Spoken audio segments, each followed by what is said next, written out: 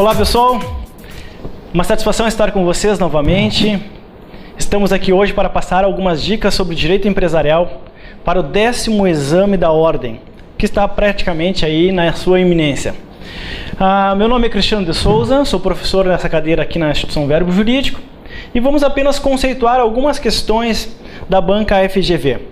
Primeira observação é que a banca FGV nunca repetiu uma questão de direito empresarial. Desde o início da sua unificação, desde o momento que a FGV passou a assumir essa função de fazer a prova, a FGV nunca repetiu uma questão. No entanto, alguns assuntos ou alguns grandes temas são corriqueiros na prova. Vamos tentar pontuar essas informações aqui no nosso quadro. Dentro do capítulo de sociedades no Código Civil, nós temos as sociedades divididas entre sociedades não personificadas e as sociedades personificadas. Das sociedades não personificadas, que são aquelas sociedades que ainda não têm registro no órgão competente, nós temos uma divisão entre sociedade em comum e sociedade em conta de participação. São sociedades de pessoas que não têm registro no órgão competente e, portanto, são chamadas sociedades não personificadas. Olha só, a Fundação Getúlio Vargas já cobrou a questão do exame da ordem sobre sociedade em comum. Já cobrou sobre as sociedades em conta de participação. Também. Só que essas duas sociedades, se vocês forem olhar nos seus vade-mecum, ela tem praticamente 6 artigos, ou seja, meia dúzia de artigos. Cada tipo societário tem uma pequena quantidade de artigos disciplinando. Ou seja, a Fundação Getúlio Vargas quase exauriu sobre o assunto sociedade em comum e sobre sociedade em conta de participação nos exames anteriores. E por isso eu acredito que não seja tão provável a abordagem novamente dessas mesmas questões no próximo exame, no exame de ordem número 10. A minha preocupação está aqui, ó. Das sociedades que já realizaram o seu registro no órgão competente, e aí o momento que nós temos o registro, ela passa a adquirir a sua personalidade jurídica, são chamadas sociedades personificadas. E entre essas sociedades nós temos a sociedade empresária e a sociedade não empresária. Das sociedades não empresárias nós temos a sociedade simples e as cooperativas. Aqui, pessoal, nas sociedades empresárias, a banca FGV vem repetindo em todos os exames de ordem. Nas sociedades empresárias, a FGV vem repetindo em todos os exames de ordem. Por que repetindo em todo o exame de ordem? Porque nessas sociedades empresárias, nós temos 2 grandes tipos societários de muita importância no Brasil. Vamos colocar aqui, sociedade LTDA versus sociedade anônima. São 2 tipos societários empresários. E em todas as provas da FGV, nós temos uma questão sobre a LTDA e uma questão sobre sociedade anônima. Analisando as questões da ordem, do exame da ordem, nós vamos trabalhar hoje questões inéditas que ainda não foram abordadas no exame da ordem, mas que a Fundação Getúlio Vargas cobrou no ano passado e no ano retrasado em outros concursos, na qual tinha no edital matéria de direito empresarial. Lembro a vocês novamente que a Fundação nunca repetiu o mesmo ponto sobre a LTDA numa prova. E nunca repetiu o mesmo ponto sobre sociedade anônima no exame da ordem. E por isso, então, nós vamos trabalhar algumas questões da banca Fundação Getúlio Vargas abordadas em outros concursos que ainda não no exame da ordem e, portanto, poderiam estar no nosso 10º exame. Vamos colocar, então, aqui o tema muito importante, órgão das sociedades. Órgão da sociedade LTDA e o órgão da sociedade anônima, que são objetos de algumas questões da Fundação em outros concursos. O primeiro órgão que nós temos entre essas 2 sociedades é a chamada Assembleia Geral. A Assembleia Geral, aqui no caso, Assembleia Geral de Sócios, e aqui Assembleia Geral de Acionistas. Assembleia Geral de Acionistas. Para a convocação da Assembleia Geral, lá na sociedade LTDA, previsto no Código Civil, nós não temos muito mistério não, tá? Ou seja, a Assembleia Geral, uma vez por ano, deve reunir-se para deliberar sobre os assuntos em geral de uma sociedade LTDA. O que me preocupa é aquilo lá, ó. Na sociedade anônima, a convocação da Assembleia Geral, ela tem um rito especial, porque as assembleias podem ser divididas em ordinárias, e as assembleias extraordinárias.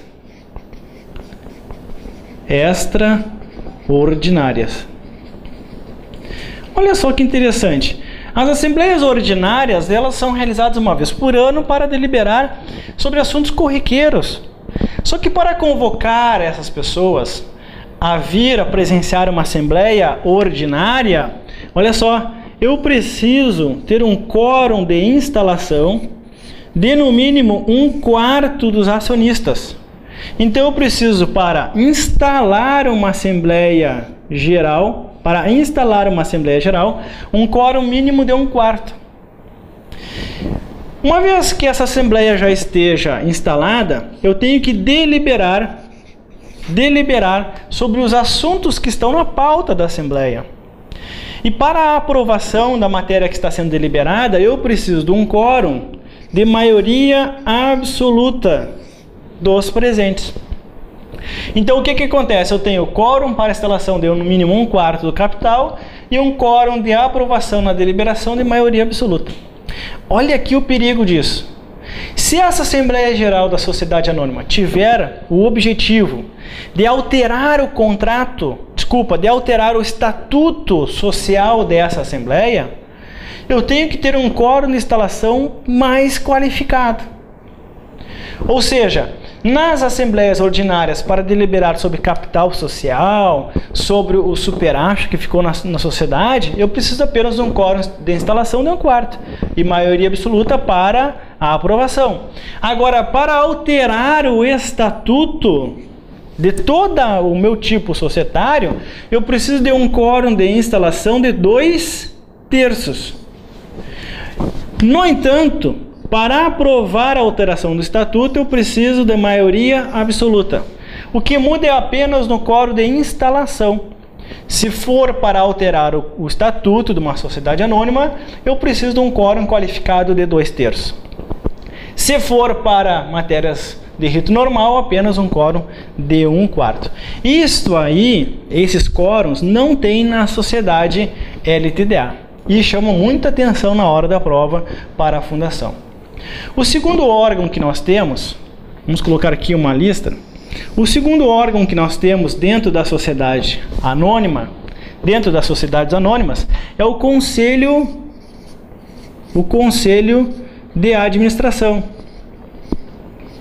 O Conselho de Administração é um órgão dentro de uma sociedade anônima formado por vários acionistas para em conjunto deliberar.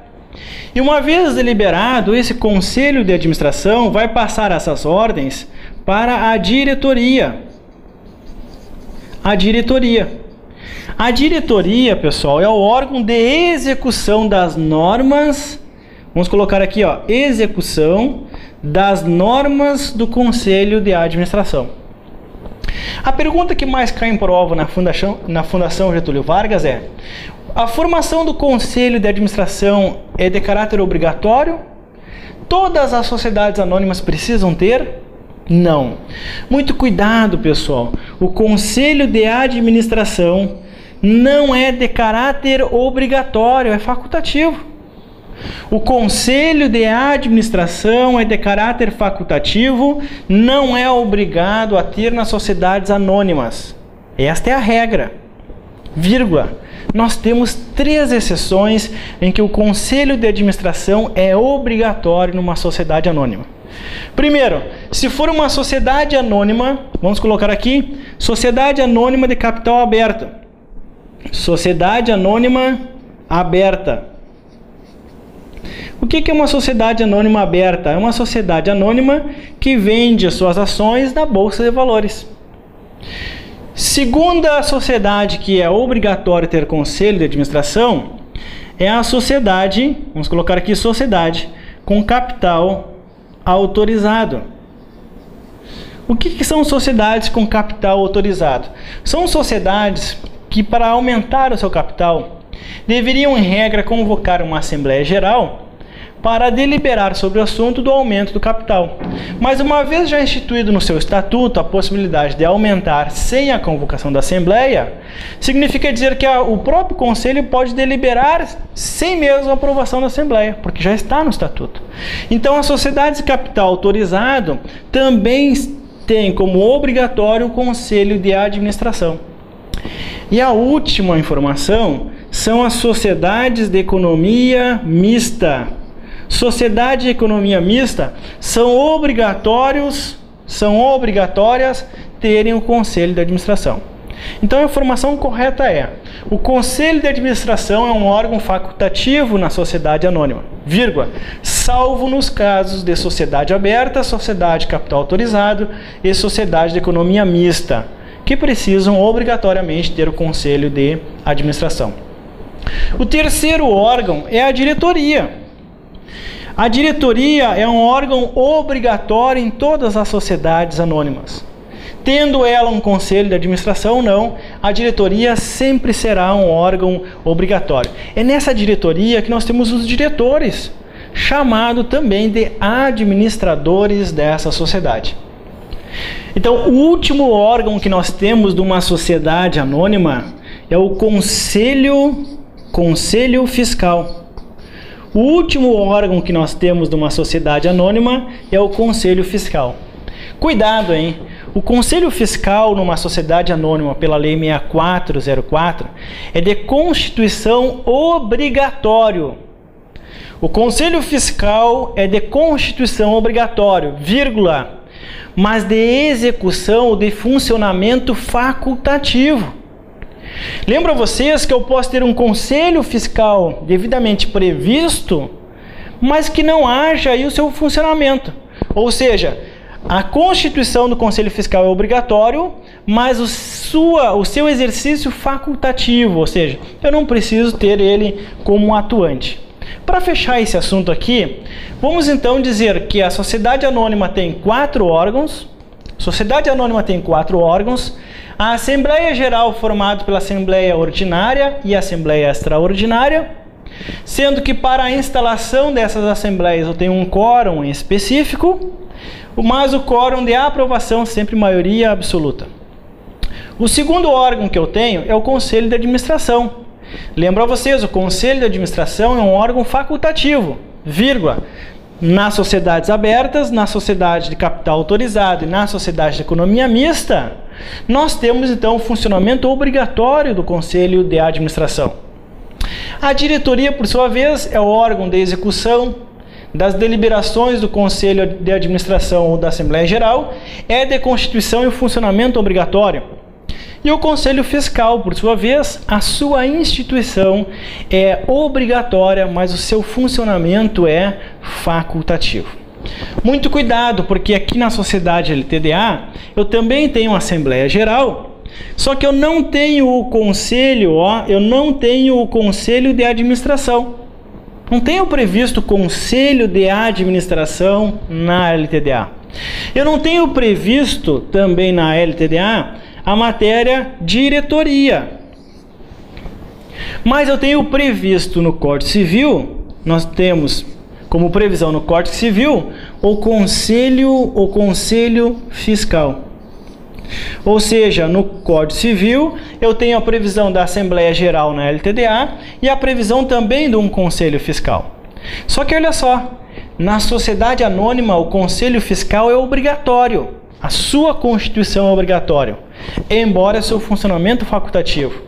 Aqui na LTDA, a sua instituição é facultativa. E até mesmo o seu funcionamento facultativo. Ou seja, eu não sou obrigado a ter um conselho fiscal numa sociedade LTDA. Numa sociedade anônima, eu sou obrigado a ter, embora seu funcionamento facultativo.